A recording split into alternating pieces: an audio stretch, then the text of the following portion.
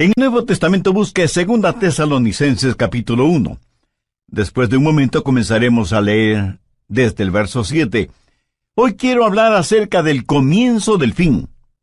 El escenario está listo para el drama de las edades y la cortina se abrirá al final del tiempo.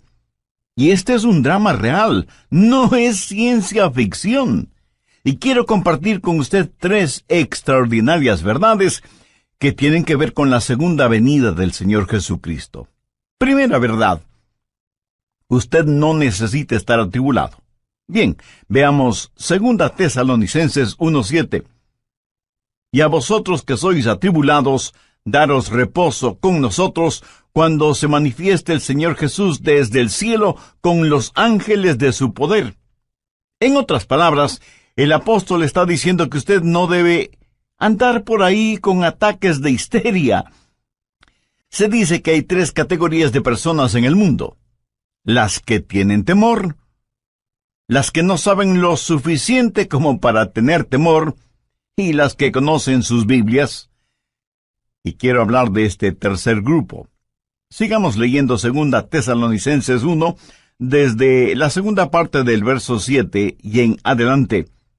Cuando se manifieste el Señor Jesús desde el cielo con los ángeles de su poder, en llama de fuego, para dar retribución a los que no conocieron a Dios, ni obedecen el Evangelio de nuestro Señor Jesucristo, los cuales sufrirán pena de eterna perdición, excluidos de la presencia del Señor y de la gloria de su poder, cuando venga en aquel día para ser glorificado en sus santos, y ser admirado en todos los que creyeron, por cuanto nuestro testimonio ha sido creído entre vosotros. Mi amigo, esta porción bíblica está saturada de increíbles verdades. ¿Cuál es la esperanza del mundo? No es la política, ni el gobierno, ni la ciencia, ni la educación, ni siquiera la religión. Con todo mi corazón creo que la única esperanza para este mundo es la segunda venida del Señor Jesucristo. ¡Qué glorioso será el día de su segunda venida, cuando será coronado como Rey de Reyes y Señor de Señores! En la actualidad su señorío está encubierto. Más bien, yo diría que está siendo ignorado. Cuando Él vino la primera vez, vino como el humilde nazareno. Cuando venga por segunda vez, vendrá como Rey, como Señor, y vendrá para ser glorificado y admirado por sus santos. Aquel que fue despreciado, ridiculizado, golpeado, flagelado, coronado con espinas, clavado en una cruz y enterrado en una tumba ajena, es el que vendrá por segunda vez. Y aunque su segunda venida será horrorosa para sus enemigos, será un día de gloria para sus hijos y sus hijas. Los santos de todas las edades, al pensar en su segunda venida, no dejaron de orar: ven pronto, Señor Jesús. En el verso 7 leemos: cuando se manifieste el Señor Jesucristo. Note que el apóstol no dice si es que, sino que dice ¿cuándo? No como pregunta, sino como confirmación. Ahora, ¿cuándo será eso? Jesús regresará en el momento preciso. La Biblia dice que Jesús vino la primera vez en el cumplimiento del tiempo. Ni un minuto antes ni un minuto después. De la misma manera, su segunda venida será a tiempo. Busque Malaquías 4:2. Mas a vosotros los que teméis mi nombre, nacerá el sol de justicia, y en sus alas traerá salvación. Déjeme decirle algo acerca de este sol de justicia. Usted no puede ni acelerar ni detener la salida del sol, ¿verdad? Pues así será la segunda venida del Señor. No podemos ni acelerarla ni detenerla, pero un día Él vendrá nuevamente. Abrirá la cortina de la mañana y alumbrará al mundo con la adorada luz de su segunda venida. Piense conmigo en lo maravilloso de esa mañana. Mire el verso 10 de 2 Tesalonicenses 1. cuando venga en aquel día para ser glorificado en sus santos. La palabra glorificado en el original griego conlleva la idea de admiración, de asombro. Piense en lo que vamos a ver que causará nuestra admiración, nuestro asombro. Vamos a ver la realidad de su amor transformador. Aquellos que fueron necios y odiaron a Dios serán conquistados por su soberano amor. Aquellos que fueron ciegos espirituales, sus ojos serán abiertos al glorioso esplendor del Evangelio del Señor Jesucristo. Los que estaban esclavizados por los demonios de la lujuria sexual, o el licor, o las drogas, o lo que sea, serán liberados y justificados. Veremos a todos los santos de Dios resucitar con cuerpos glorificados. Cuerpos como el del Señor Jesús. Y lo veremos como rey, como profeta, como sacerdote. Y no habrá vestigio de pecado en nosotros. De todas estas cosas nos admiraremos y asombraremos cuando Jesús venga por segunda vez. Pero no solo nos maravillaremos de su amor transformador, sino que también de su gracia salvadora. Pablo les dice a los tesalonicenses: cuando venga en aquel día para ser glorificado en sus santos y ser admirado en todos los que creyeron. ¿Qué es lo que nos capacita para ser arrebatados y transformados de esta manera? No por nada de bueno que hayamos hecho, sino como la Biblia lo dice tan sencilla pero sublimemente, por haber creído en el Señor Jesucristo. Su amor es el amor transformador que provocará nuestro asombro, y su gracia salvadora será motivo de nuestra alabanza. Ahora ponga su atención en la frase «en todos los que creyeron». Piensa en eso. Ninguno de ellos se perderá. Ningún hijo o hija de Dios se perderá. Cuando Jesús nos salva, Él nos guarda y protege. Jesús dijo: yo les doy vida eterna, y no perecerán jamás, ni nadie las arrebatará de mi mano. Y no debemos pensar solo en lo maravilloso de su venida, sino también en el testimonio de su venida. Pablo, al escribir a los hermanos en la iglesia de Tesalónica, les estaba dando su testimonio. Hermanos, aquel Jesús que vino, vendrá otra vez. Y ellos creyeron ese testimonio. Pero Pablo constantemente testificaba sobre la segunda venida del Señor. Ese era uno de los puntos fuertes de su predicación, y los hermanos recibieron el testimonio del apóstol. El apóstol les dijo: les hemos dado testimonio a ustedes que creen. ¿Sabe usted cuál será mi mayor gozo cuando esté en el cielo? El ver a personas a las cuales tuve el privilegio de presentarles al Señor Jesucristo. Yo no quiero ir al cielo sin haber hablado a nadie de Cristo. Eso sería una vida totalmente desperdiciada, ¿no le parece? De eso está hablando Pablo, de la segunda venida de Cristo, cuando Jesús nos será revelado como Rey y Señor, de que Él vendrá y será admirado por sus santos, y que nuestro testimonio como creyentes debe mostrar que creemos más en lo que dice la palabra de Dios que lo que dicen los periódicos y las revistas. Pero Pablo dice algo más. No solo que usted necesita no atribularse, sino que la segunda verdad es la siguiente: usted no debe dejarse atrapar. No debe dejarse engañar. Busque 2 Tesalonicenses 2 desde el verso 1. Pero con respecto a la venida de nuestro Señor Jesucristo y nuestra reunión con Él, os rogamos, hermanos, que no os dejéis mover fácilmente de vuestro modo de pensar, ni os conturbéis ni por espíritu, ni por palabra, ni por carta como si fuera nuestra, en el sentido de que el día del Señor está cerca. Nadie os engañe en ninguna manera. Ahora, lo que sucedía en la iglesia de Tesalónica es que había una diabólica decepción. Alguien había escrito una carta falsa, firmada con el nombre del apóstol, diciendo que el rapto ya se había realizado y que ahora estaban viviendo en el día del Señor. Y el día del Señor significa tribulación. Y estos hermanos estaban sufriendo porque creían que el rapto ya había sucedido y que ellos habían sido dejados. Por eso el apóstol está desenmascarando esa diabólica mentira y les pide que no se dejen engañar. Hay cualquier cantidad de engañadores y charlatanes espirituales, cualquier cantidad de autoproclamados apóstoles, profetas y maestros que engañan a muchos en nuestros días.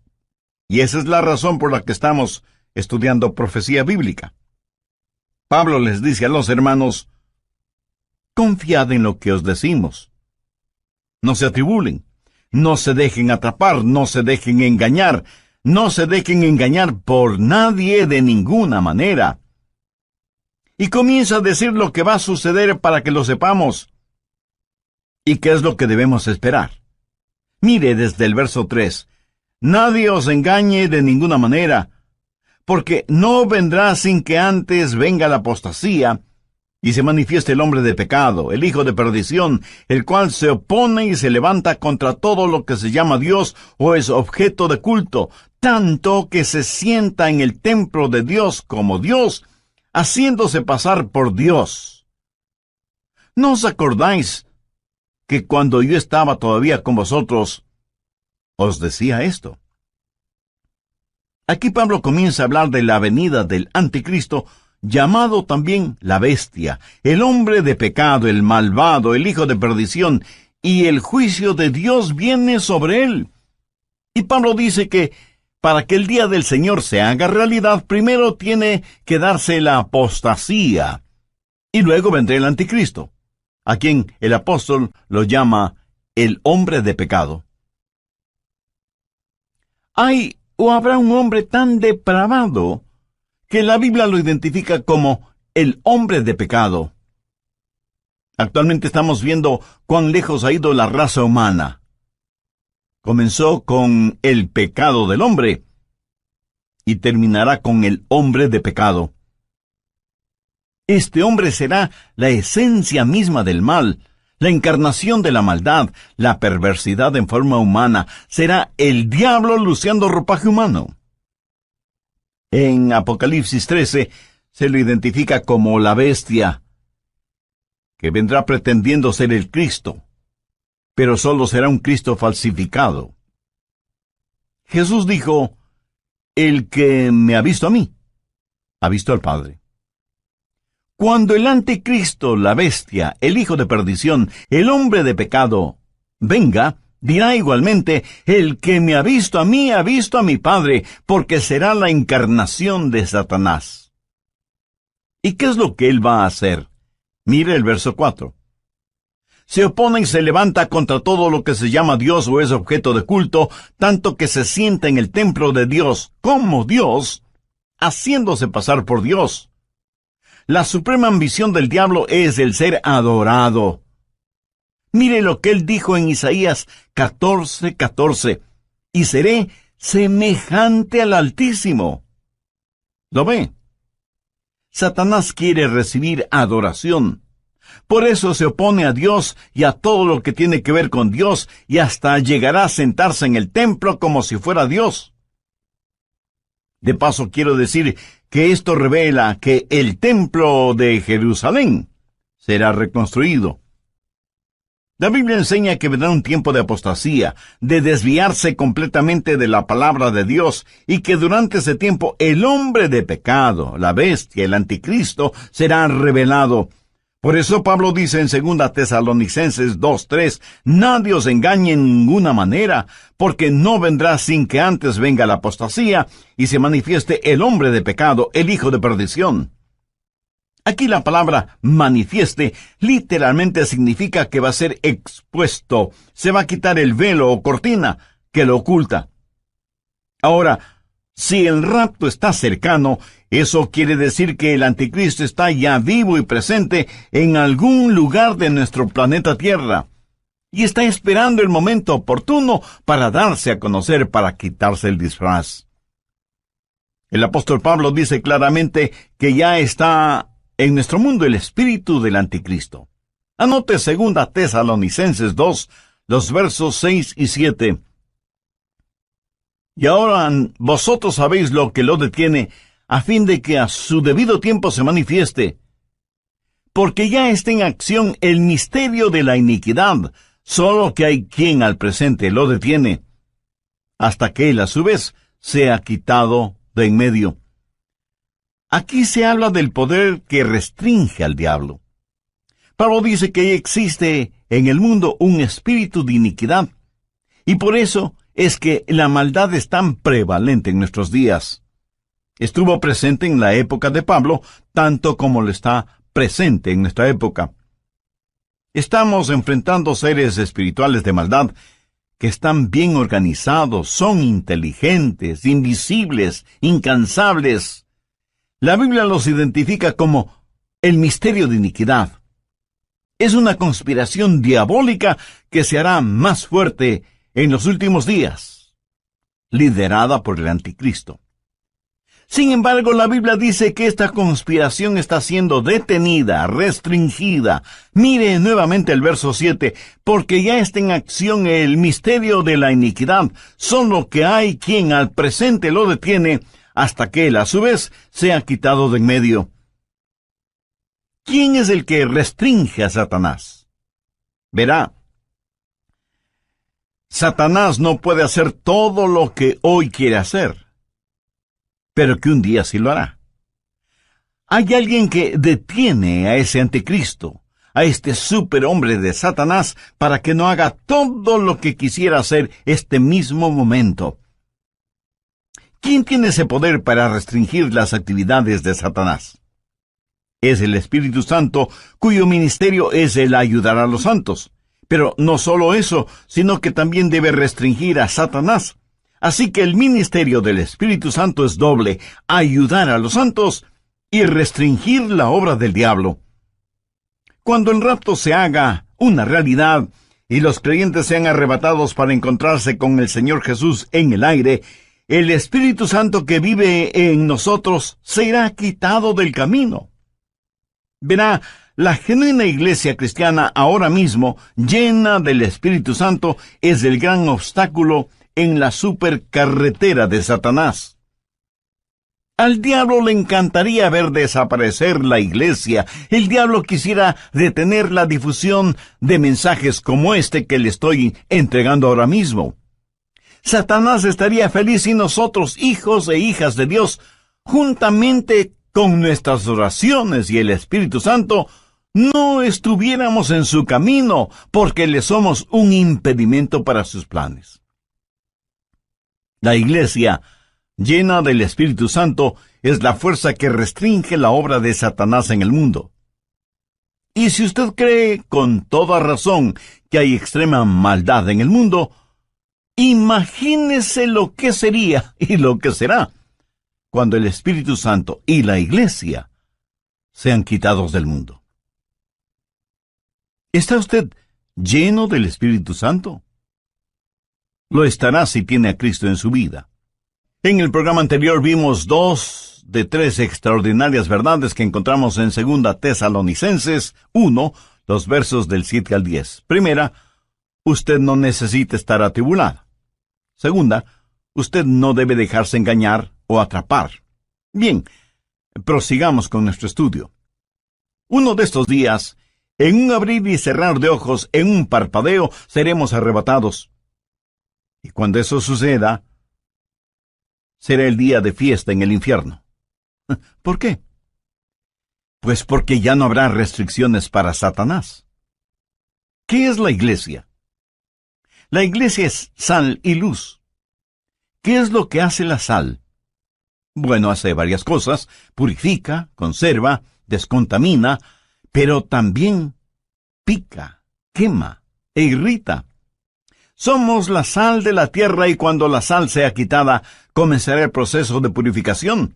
También somos la luz del mundo. Cuando esa luz sea quitada, las tinieblas cubrirán el mundo. Y cuando el Espíritu Santo que mora en cada creyente, que forma el cuerpo de Cristo, que es la iglesia, sea quitado, en ese momento habrá fiesta en el infierno, porque ya no habrá quien restrinja sus actividades.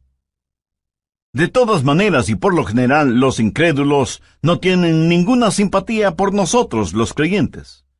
Piensan que somos raros, necios, testarudos.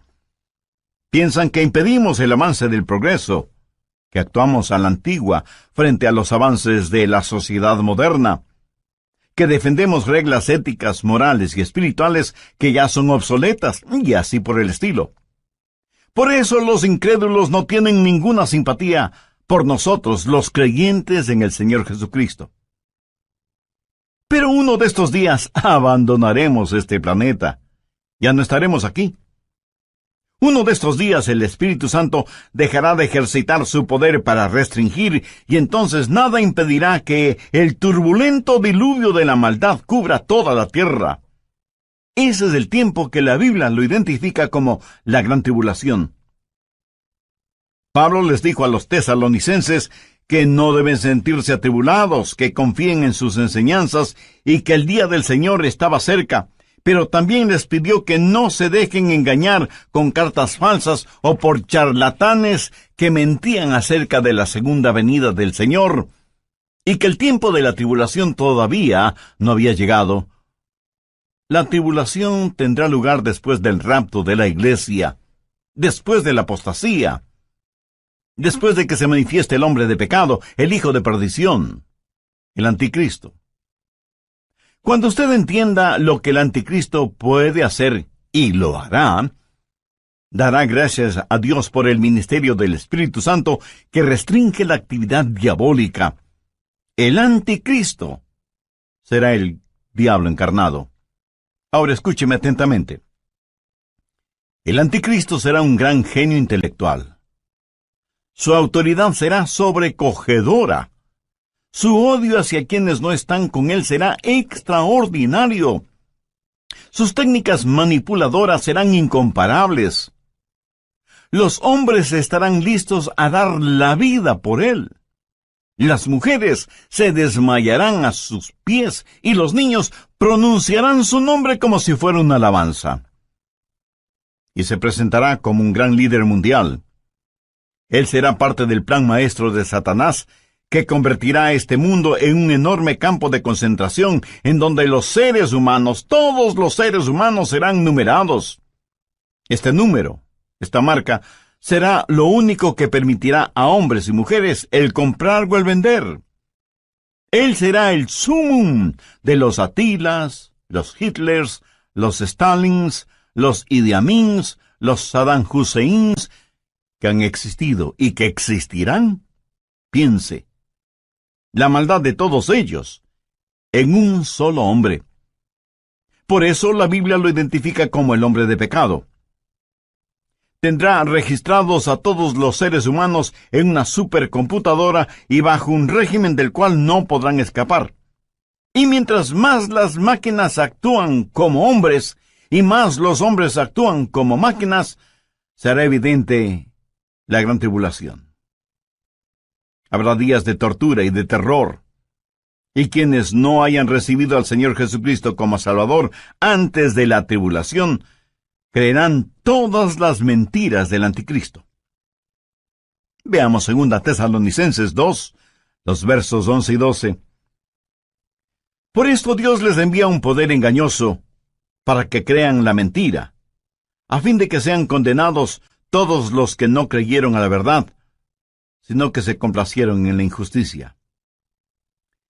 Resumamos un poco lo estudiado hasta este momento. Primero, usted no necesita estar atribulado.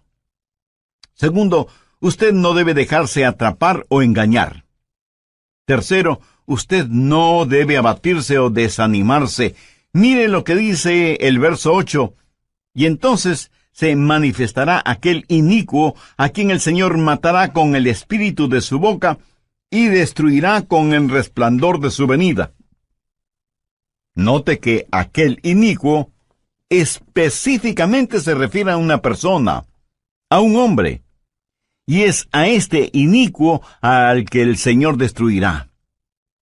Tal vez alguien me pregunte, pastor, ¿qué significa eso de el Señor matará con el espíritu de su boca? Bueno, gracias por la pertinencia de esa pregunta. Para contestarla, permítame a mí hacerle una pregunta. ¿Sabe usted cómo va a ser peleada la batalla de Armagedón? Por si no lo ha notado, la Biblia dice que la batalla de Armagedón se peleará con palabras que saldrán de la boca de Jesús. ¿Cuáles serán esas palabras? Dos sencillas, pero poderosas palabras.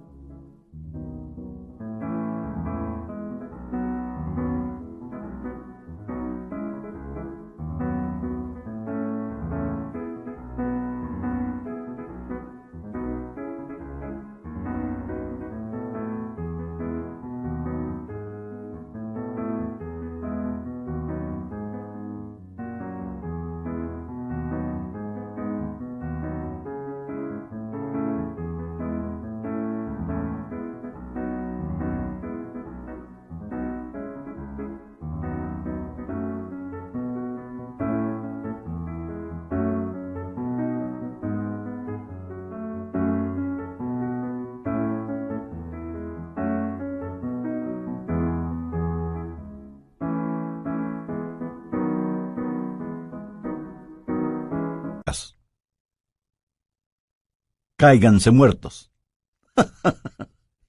Eso es. Jesús los consumirá con el espíritu de su boca y con el resplandor de su venida. Amigo, amiga, lo que estoy tratando de decir es que usted no necesita estar atribulado, usted no necesita estar atrapado o engañado, usted no necesita ser abatido o desanimado. ¿Por qué? Se lo digo con toda la unción y la emoción de mi alma, porque Jesús vendrá otra vez. Permítame repetirlo hasta que lo entienda muy bien. Jesús vendrá otra vez. También deseo que aprendas lo siguiente. Hay dos aspectos de la segunda venida de Cristo. Y cuando se habla de su segunda venida, literalmente se está hablando de su aparición física y corporal entre los hombres. No es primordialmente una determinada fecha, sino más bien una serie de eventos que sucederán cuando nuestro Señor Jesucristo venga nuevamente. ¿Cuáles son algunos de esos eventos? En primer lugar, Él viene por su novia, la iglesia, y esa venida será dulce y secreta. Mire lo que Pablo dice en 2 Tesalonicenses 2:1. Pero con respecto a la venida de nuestro Señor Jesucristo y nuestra reunión con Él, ¿cómo será su venida? Busque por favor 1 Tesalonicenses 4:16. Porque el Señor mismo, con voz de mando, con voz de arcángel y con trompeta de Dios, descenderá del cielo, y los muertos en Cristo resucitarán primero. Luego nosotros, los que vivimos, los que hayamos quedado, seremos arrebatados juntamente con ellos en las nubes para recibir en el aire, y así estaremos siempre con el Señor. Así que, primero Cristo viene por su novia, la iglesia. En segundo lugar, Cristo viene con su novia, la iglesia. En el rapto, Él viene para arrebatarnos. Luego, después de la tribulación, Él regresa a la tierra con su novia, la iglesia, para reinar y gobernar. Primero Él viene como novio a buscar a su novia, pero luego regresa como rey soberano a gobernar por 1000 años en la tierra. Serán 1000 años gloriosos de un reino de justicia y de equidad.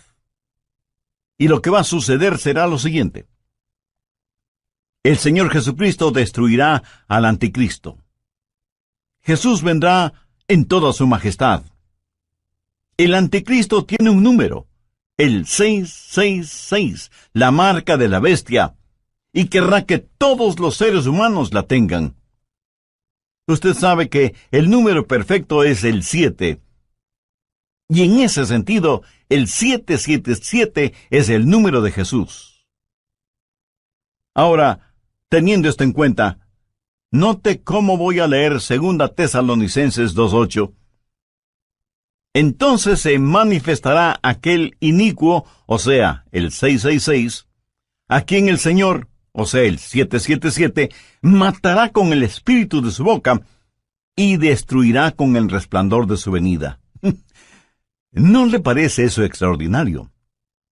Cuando Jesús vino la primera vez, vino para sufrir, padecer y morir por nosotros. Cuando Él venga la segunda vez, vendrá para reinar en poder. Cuando vino la primera vez, le pusieron una corona de espinas. Cuando venga por segunda vez, lucirá su brillante corona de gloria.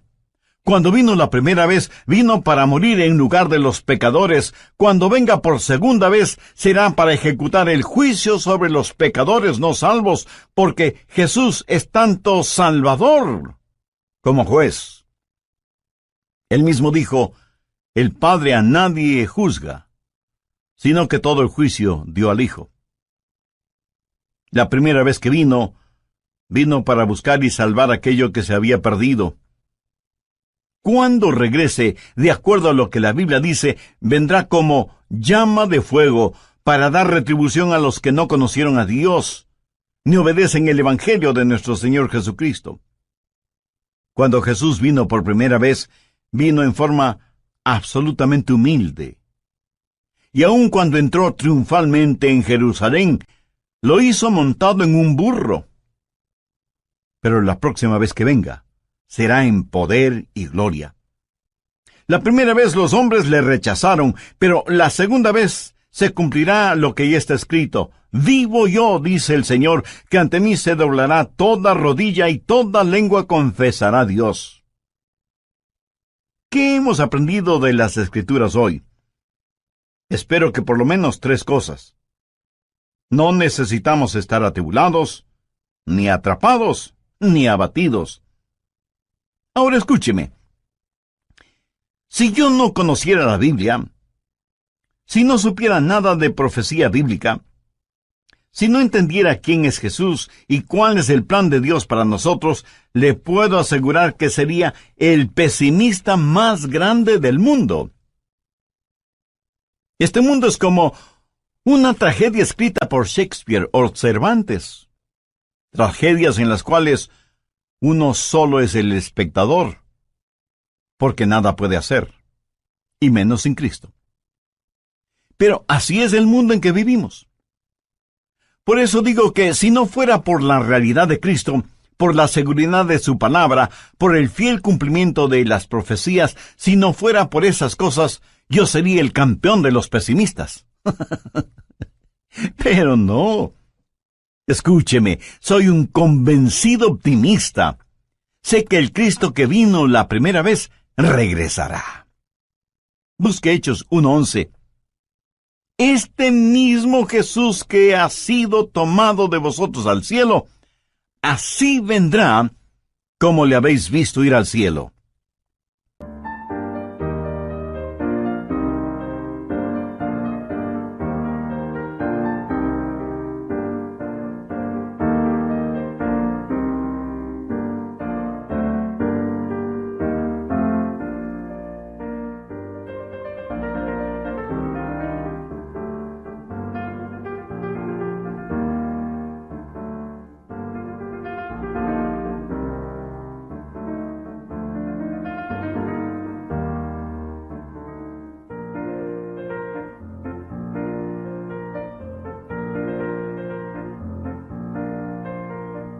Ahora, ¿qué significa todo esto para nosotros? Significa que estamos en los gloriosos días, que son los del principio del fin. Y necesitamos dar el siguiente paso. Mis amigos, estos no son días para aletargarnos, o para retroceder, o para callarnos, hasta que el rapto llegue y seamos arrebatados. Debemos pelear nuestra batalla hasta el límite. Yo quiero dejar este mundo como un cristiano maduro. Quiero ser mañana un mejor cristiano de lo que soy hoy. Quiero amar al Señor Jesucristo cada día más y anhelo crecer en la gracia y el conocimiento de nuestro Salvador. ¿Y qué de usted?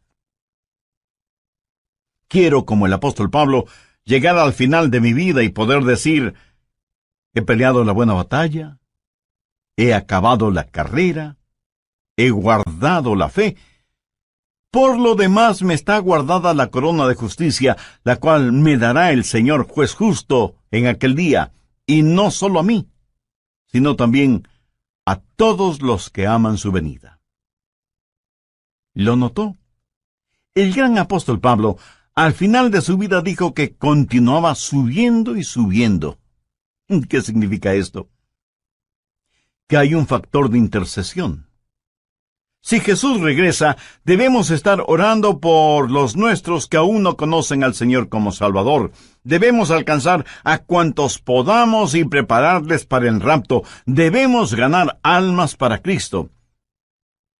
Así que, no tenemos solo un factor de intercesión, sino también el factor de ganar almas, de decirle a la gente acerca de Jesús.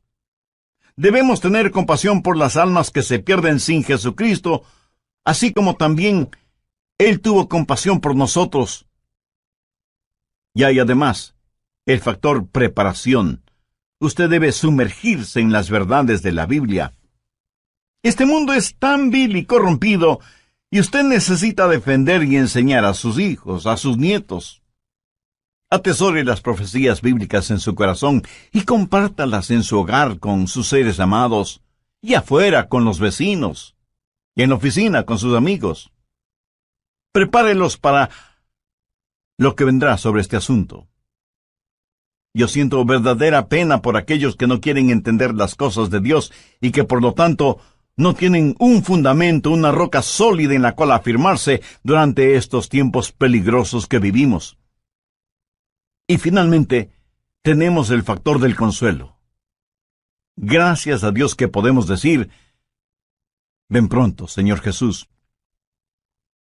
Ahora, si a usted le molesta la realidad del regreso del Señor Jesucristo, eso quiere decir que usted ama las cosas que este mundo ofrece, y consecuentemente no ama a Jesús. Porque si usted amara a Jesús, estaría más que anhelante de su segunda venida. ¿Por qué? Porque ese será un día extraordinario cuando Él venga con sonido de trompeta, y en un abrir y cerrar de ojos seremos arrebatados.